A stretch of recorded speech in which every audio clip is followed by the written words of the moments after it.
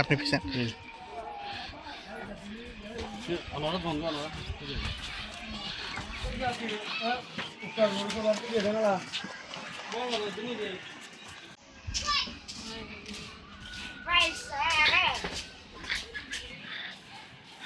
No.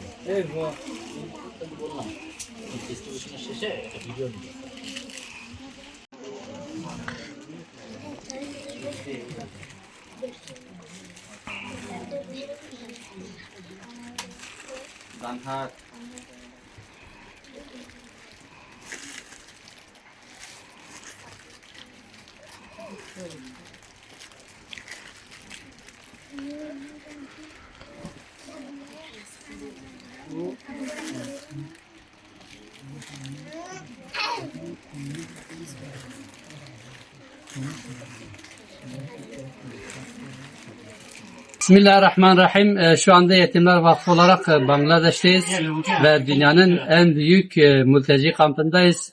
Maalesef bu mülteci kampında Müslüman kardeşlerimiz yaşıyor ve burada 1,5 milyon Müslüman mülteci var. Bunlar Myanmar'daki Budist zulmünden kaçan Arakanlı Müslüman kardeşlerimizdir. Çok zor şartlarda buraya varabildik ve onların işte zor yaşamlarını kendi gözlerimizle gördük. Burada gerçekten ihtiyaç çok fazla. Her şeye ihtiyaç var ama her şeye ihtiyaç var. Ve en önemlisi de şu anda bir medreseye geldik. Bu medresede işte gördüğünüz bu derme çatma aslında açık alan gibi bir şey. Daha önce burada 130 öğrenci ders alıyormuş. Fakat aşırı yağmur ve rüzgardan dolayı çatılarda uçmuş. Şu anda görüyorsunuz yıkık bir haldedir. Buradaki öğrenci çocuklarımızın, Müslüman kardeşlerimizin çocuklarının daha iyi bir eğitim alabilmeleri için buranın tamirata ihtiyacı vardır ve hayırseverlerimizden özellikle bunu talep ediyoruz, rica ediyoruz. Herkes imkanları ölçüsünde maddi katkıda bulunursa, bağışta bulunursa buradaki işte bu medresenin inşaatı yapılacak, tekrar onarılacak ve buradaki çocuklarımız eğitimlerine tekrar devam edeceklerdir. Buradan bir çağrı yapıyoruz. Hayırsever kardeşlerimiz, kıymetli hayırseverlerimiz, elinizden gelen nasıl bir imkan varsa desteklerinizi bekliyoruz. Rabbim şimdiden razı olsun inşallah.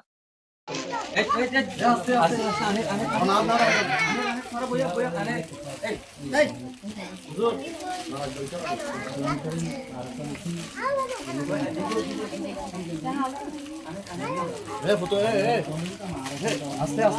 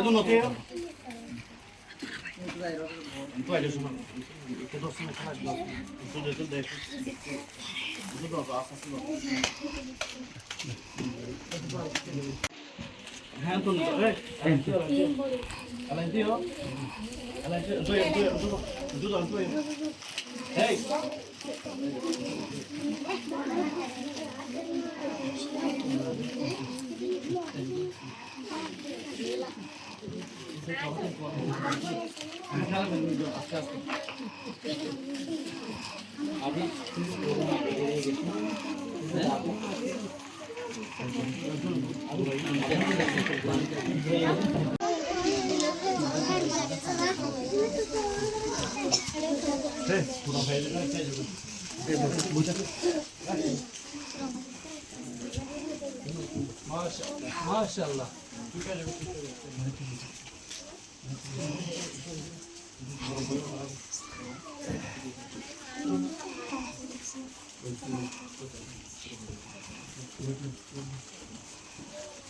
Maşallah, maşallah, barekallah. Maşallah, barekallah. Yetimler Vakfı olarak Bangladeş'teyiz. Bangladeş'te Arakan'ın Müslümanların kalmış olduğu bir mülteci kampındayız. Bu mülteci kampı maalesef dünyanın en büyük mülteci kampı. Burada Myanmar'daki Budist zulmünden kaçan 1,5 milyon Müslüman kardeşimiz bu uygunsuz şartlarda yaşıyorlar. Buraları gördük, gezdik. Gerçekten yaşanacak yerler değil. Allah Teala bunların hakkını zalimlere bırakmasın. Bütün zalimleri kahretsin. Ve şu anda bu kampların içerisinde olan bir medresedir. Bu medresede yaklaşık 130 öğrenci var. Bazı hayırseverlerimizin bağışlamış olduğu Kur'an-ı Kerim dağıtımı var. Biz şu anda o Kur'an-ı Kerim'i dağıtıyoruz.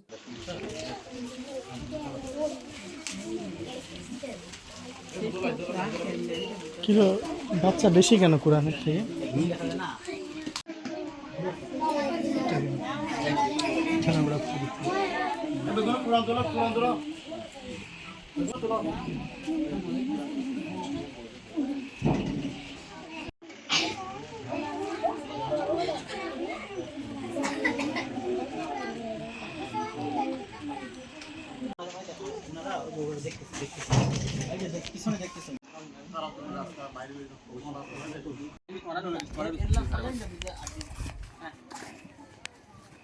Selamun Aleyküm ve Rahmetullahi ve Berekatuhu.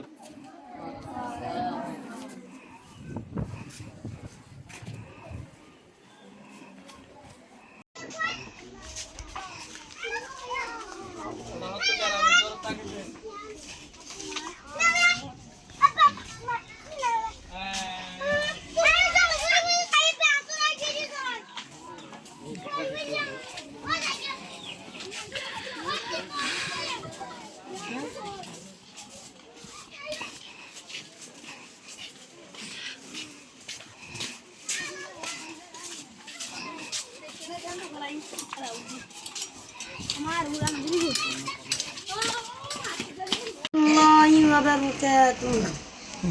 أعوذ بالله من الشيطان الرجيم. بسم الله الرحمن الرحيم.